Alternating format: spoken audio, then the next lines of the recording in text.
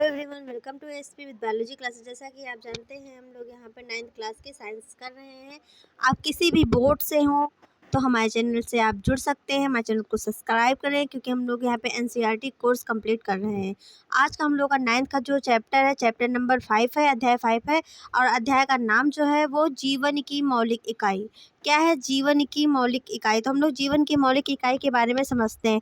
सबसे पहले समझते हैं हम लोग कोशिका क्या होती है।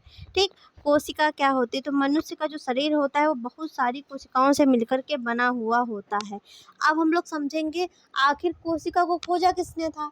कोशिका को खोजा किसने था? तो सन 1665 में रॉबर्ट हुक ने, ठीक है, रॉबर्ट हुक एक वैज्ञानिक थे। उन्होंने जब देखा था कि जो लकड़ी की कार्क होती है, लकड़ी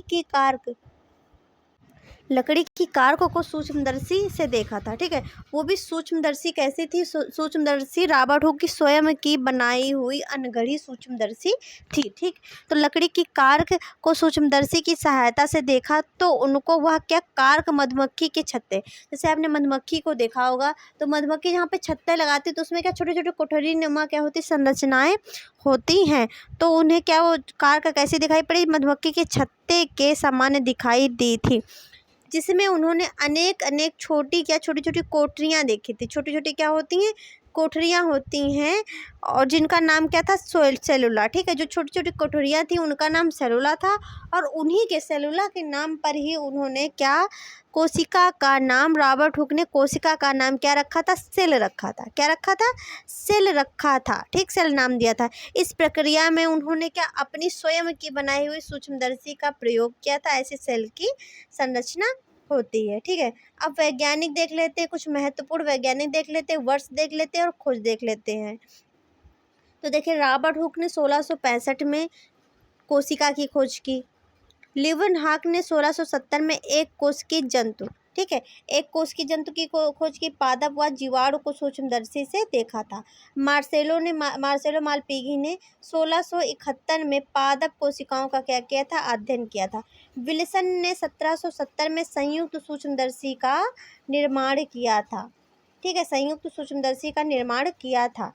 अब स्लीडन, ठीक, स्लीडन ने 1838 में पादप कोश का सिद्धांत दिया था। अगर पूछा जाए पादप कोश का सिद्धांत किसने दिया था, तो आप बताएंगे 1838 में स्लीडन ने दिया था। और स्वान, ठीक है, स्वान लिखा हुआ है, स्वान यहाँ पे लिखा हुआ है। स्वान ने 1800, ये अधिकतर स्वीडन एंड स्वान आपको अटैचमेंट साइंस की बुक में देखने को मिलेंगे। तो स्वान ने क्या, 1839 में जंतु कोशिका का क्या दिया था? सिद्धांत दिया था। नाल एवं रुस्का ने क्या, 1932 में इलेक्ट्रॉन सूक्ष्मदर्शी का निर्माण किया था। अगर आपसे पूछा जाए इलेक्ट्रॉन सूक्ष्मदर्शी का निर्माण किया था किसने किया था, तो नाल एवं रुस्का ने किया था इलेक्ट्रॉन सूक्ष्मदर्शी का निर्माण। अब हम लोग देखते हैं कि केंद्रक की जटिलता के आधार पर कोशिकाओं के प्रकार। ठीक है, केंद्रक की जटिलता के आधार पर कोशिकाओं के प्रकार। तो कोशिकाएं कितनी, दो प्रकार की होती है। कोशिकाएं कितनी, दो प्रकार की होती है। पहली होती है प्रोकैरियोटिक कोशिका, दूसरी होती है यूकैरियोटिक कोशिका। प्रोकैरियोटिक कोशिका क्या होती है? जिसमें जो केंद्रक होता है वो पूर्णतः विकसित नहीं होता है, टूटा फूटा होता है, रूडिमेंट्री होता है। ठीक है, तो प्रोकैरियोटिक कोशिका को समझते हैं। इनकी कोशिका भित्त अमीनो अम्लों से बनी होती है। ठीक, अगर पूछा जाए इसकी सेल वॉल किससे बनी हुई होती है, तो अमीनो अम्ल से बनी हुई होती है। ठीक है, अब देखते हैं इनमें केंद्रक क्या होता है? प्राथमिक होता है, अविकसित होता है। जैसे ये केंद्रक हुआ तो ये पहली बात तो प्राइमरी होगा, दूसरा क्या होता है? अविकसित होगा, मतलब टूटा फूटा होता है। इनमें केंद्रक जो होता है, कला क्या होती है? अनुपस्थित होती है। केंद्रक कला क्या होती है? अनुपस्थित होती है। इनका गुणसूत्र, जो इनका गुणसूत्र होता है केवल डीएनए बना सकता है। ठीक है, इनका जो गुणसूत्र होता है वो केवल डीएनए बना सकता है। डीएनए कोशिका में क्या करते हैं? द्रव होता है। डीएनए कोशिका में क्या होता है? द्रव होता है। इनमें क्या होती है? केंद्रिका। ठीक है, केंद्रिका जो होती है वो अनुपस्थित होती है। एंडोप्लाज्मिक रेटिकुलम भी क्या होता है? इसमें अनुपस्थित हो एंडोप्लाज्मिक रेटिकुलम भी क्या होता है? अनुपस्थित होता है। माइटोकॉन्ड्रिया भी इसमें नहीं पाया जाता है। क्लोरोप्लास्ट इसमें अब्सेंट होता है। राइबोसोम 70S प्रकार का होता है। अगर पूछा जाए प्रोकैरियोटिक कोशिका में राइबोसोम कितने प्रकार का होता है, तो आप बताएंगे 70S प्रकार का होता है। इसमें रसधानी भी क्या होती है? अनुपस्थित होती है। और जो कोशिका विभाजन होता है वो आसूत्री होता है। क्या होता है?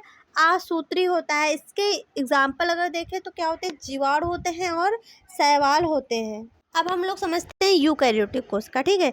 यूकैरियोटिक कोशिका समझते हैं तो कोशिका भित्ति केवल पादप कोशिकाओं में क्या करती है, सेलुलोज से निर्मित होती है, ठीक है। कोशिका भित्ति जो होती है केवल पादपों में किससे, सेलुलोज से निर्मित होती है।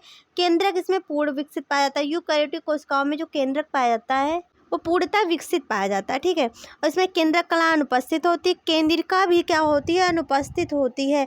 गुणसूत्र जो होते हैं डीएनए प्लस हिस्टोन से क्या होते हैं, निर्मित होते हैं। डीएनए प्लस हिस्टोन से निर्मित होते हैं। डीएनए जो होता है केंद्रक में पाया जाता है। डीएनए कहाँ पाया जाता है, तो डीएनए कहाँ पाया जाता है, जो डीएनए होता है वो कहाँ पाया जाता है, केंद्रक में पाया जाता है, न्यूक्लियस में पाया जाता है। एंडोप्लाज्मिक रेटिकुलम उपस्थित होता है, ठीक है। इसमें पूछा जाए ईआर जो होता है, एंडोप्लाज्मिक रेटिकुलम क्या होता है, उपस्थित होता है यूकैरियोटिक कोशिकाओं में।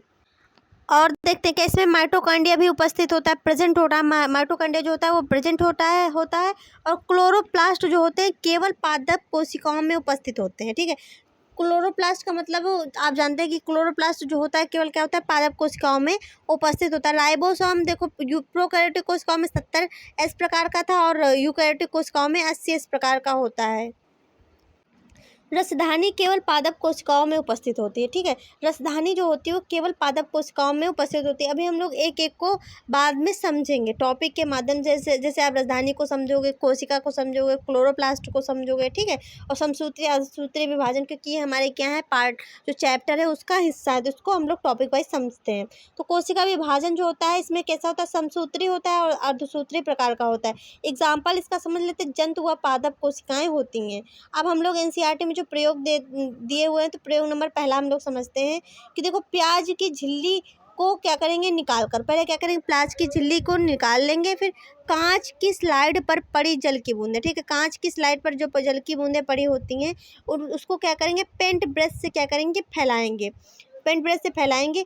जब झिल्ली पर 2 मिनट तक, ठीक है, जब झिल्ली पर क्या 2 मिनट के लिए 2 बूंद सेफ्रानाइन, ठीक है, सेफ्रानाइन स्टेन कर डाल करके क्या करेंगे, झिल्ली को स्टेन करेंगे, ठीक है, स्टेन करेंगे,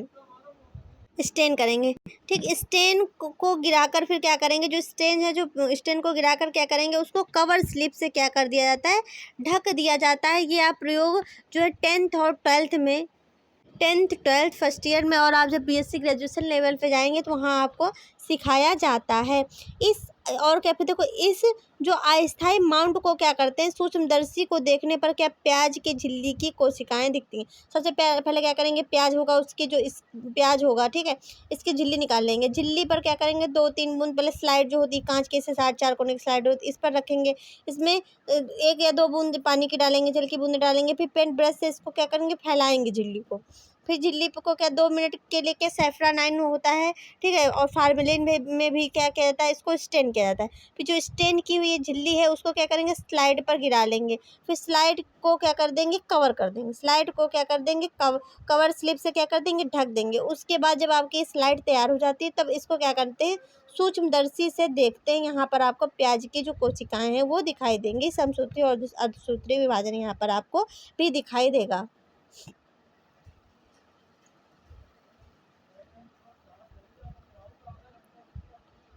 अब क्वेश्चन देखिए, क्वेश्चन क्या है, तो क्वेश्चन देखिए, कोशिका की खोज किसने और क्यों की। तो कोशिका की खोज रॉबर्ट हुक ने 1665 में की थी। उन्होंने अनगढ़ सूक्ष्मदर्शी में के कोशिका को कार्क की पतली काट के द्वारा देखा था। उन्होंने देखा कि कार्क में मधुमक्खी के छत्ते के समान संरचना है और बहुत सी छोटी छोटी काली कोठरियां हैं, जिन्हें उन्होंने क्या कहा था, सेलुला कहा था। सेलुला से ही सेल का निर्माण हुआ था, ठीक है। अब देखिए, सेलुला से ही क्या सेल का नाम, जो कोशिका थी उसका नाम कोशिका दिया था रॉबर्ट हुक ने। कोशिका को जीवन की संरचनात्मक और क्रियात्मक इकाई क्यों कहते हैं।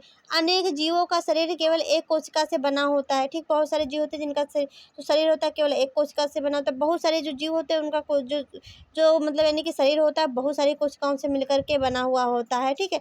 और विभिन्न अंगों का क्या होता है, जो सेल होती हैं वो निर्माण करती हैं, ठीक है। विभिन्न अंगों का क्या करती है, सेल निर्माण करती है। एक कोशिका की जीव की सभी जैविक प्रक्रियाएं एक ही कोशिका में होंगी। जो एक कोश के जीव होगा जिसमें इसके पास एक सेल होगी तो उसमें उपापचय, श्वसन और अपडक्शन सारी जो प्रक्रियाएं होंगी सारी एक ही सेल में होंगी। बहुकोशिकीय जीवों में प्रत्येक कोशिका मूलभूत प्रक्रिया जो प्रक्रिया करती है, जैसे श्वसन, पाचन, उत्सर्जन, प्रोटीन का बनना, ये क्या होता है, अलग अलग कोशिकाओं के समूह में होता है। अतः कोशिका जनन की संरचनात्मक एवं क्रियात्मक इकाई होती है। जो कोशिका होती है वो क्या जीवन की क्या होती है, कोशिका जो होती है जीवन की क्रियात्मक और संरचनात्मक इकाई होती है। अब हम लोग पढ़ेंगे संरचनात्मक संगठन। ठीक, कोशिका में निम्नलिखित प्रकार का क्या होता है, संरचनात्मक, कोशिका में निम्नलिखित प्रकार का संरचनात्मक संगठन पाया जाता है। अब इसका संगठन देखते हैं। संगठन कैसे होता है, देखो पहला कोशिका कला या प्लाज्मा झिल्ली, दूसरा है कोशिका द्रव, तीसरा है केंद्रक। तो 3 प्रकार का संगठन पाया जाता है। सबसे पहले हम लोग कोशिका कला या प्लाज्मा झिल्ली को समझते हैं। तो देखो जंतु और पादप दोनों कोशिकाओं में उपस्थित होती है। कोशिका कला जो प्लाज्मा मेम्ब्रेन होती है वो जंतु और पादप दोनों कोशिकाओं में पाई जाती है।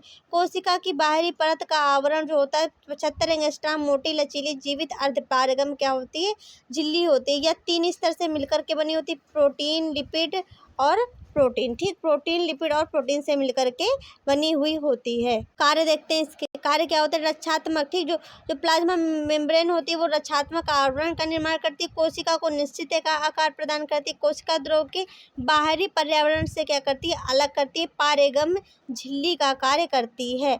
अब हम लोग विसरण समझते हैं। विसरण क्या होता है, ठीक, विसरण क्या होता है, तो देखो किसी पदार्थ के अणुओं का अधिक सांद्रता वाले क्षेत्र से कम सांद्रता वाले क्षेत्र की ओर गति करने की प्रक्रिया को विसरण कहते हैं। ठीक है, उदाहरण के लिए कार्बन डाइऑक्साइड तथा O2 का आदान प्रदान विसरण हो गया। ठीक है, विसरण का उदाहरण हो गया। जड़ों द्वारा लवणों का अवशोषण विसरण का उदाहरण हो गया। और स्टोमेटा द्वारा जलवाष्प CO2 और O2 का आदान प्रदान भी आपका क्या हो गया, आपका विसरण का एग्जाम्पल हो गया। अब परासरण समझते क्या है।